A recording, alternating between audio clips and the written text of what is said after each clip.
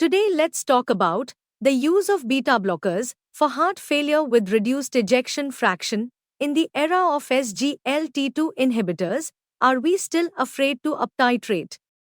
Beta blockers are one of the four major pillars of guideline directed medical therapy for heart failure with reduced ejection fraction.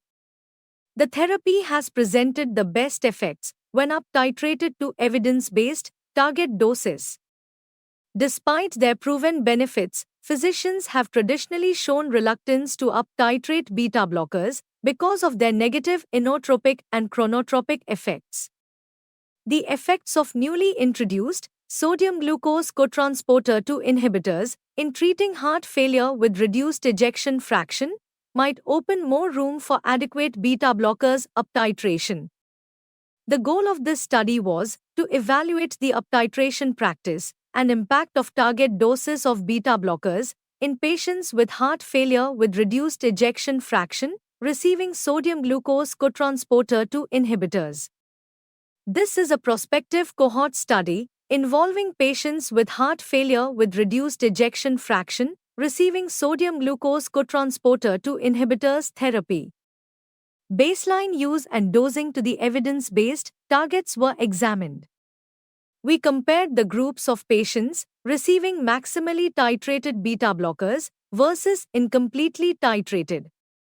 Primary outcome was composite of rehospitalization or revisit to emergency unit due to the heart failure, all-cause death, and major adverse cardiac events.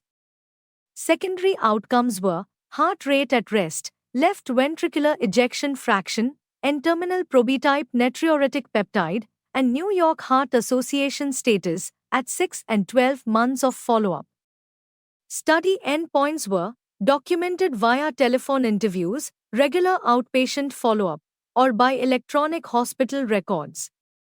This study included a total of 458 patients with median follow-up time of 365, 186 to 502 days.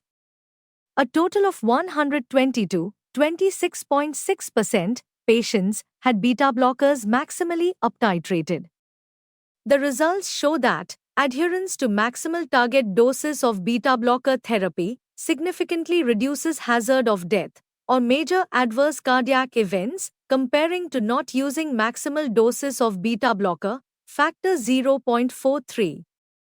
Hazard reduction was not statistically significant for composite of rehospitalization or revisit to emergency unit due to heart failure.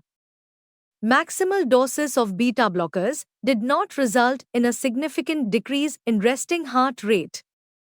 Our real-world data have highlighted the prevalence of incomplete titration of beta blockers.